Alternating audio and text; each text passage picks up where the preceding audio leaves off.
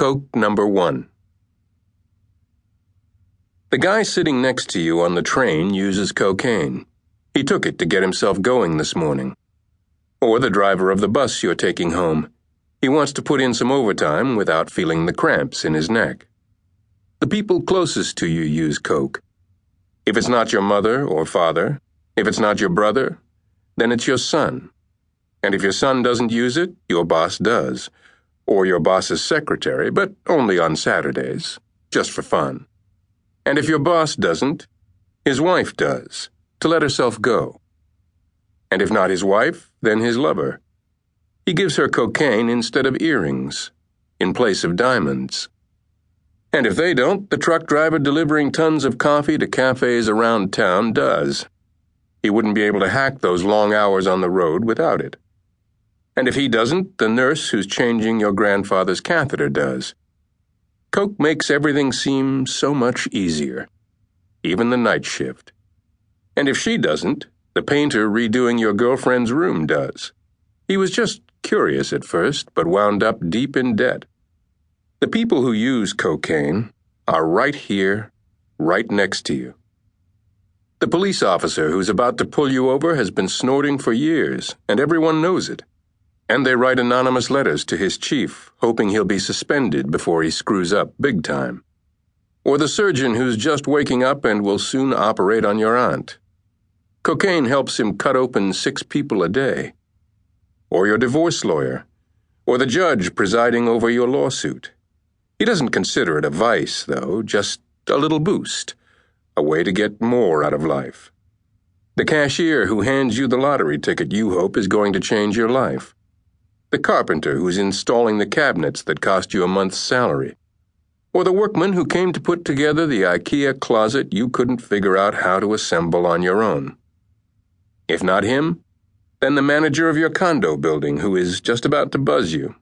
Or your electrician, the one who's in your bedroom right now, moving the outlets. The singer you're listening to unwind.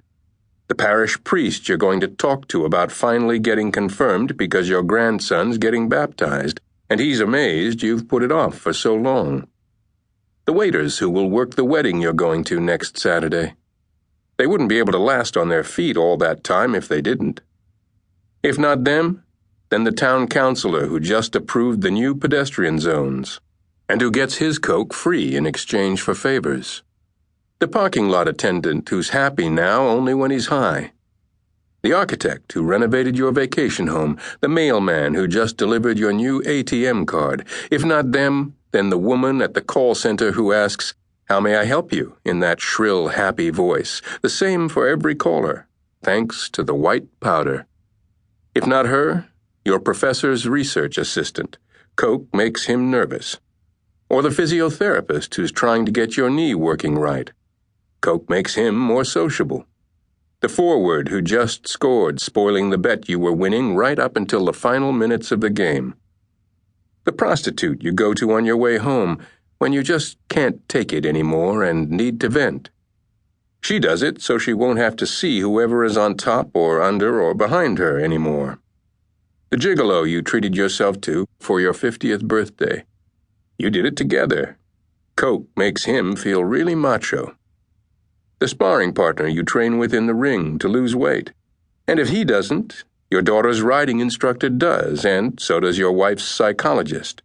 Your husband's best friend uses it, the one who's been hitting on you for years but whom you've never liked. And if he doesn't, then your school principal does, along with the janitor. And the real estate agent who's late, just when you finally manage to find time to see the apartment. The security guard uses it.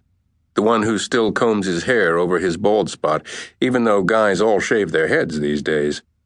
And if he doesn't, the notary you hope you never have to go back to. He does it to avoid thinking about the alimony he has to pay his ex-wives. And if he doesn't, the taxi driver does. He curses the traffic, but then goes all happy again. If not him, the engineer you have to invite over for dinner because he might help you get a leg up in your career. The policeman who's giving you a ticket, sweating profusely even though it's winter. The squeegee man with hollow eyes who borrows money to buy it, or that kid stuffing flyers under windshield wipers 5 at a time. The politician who promised you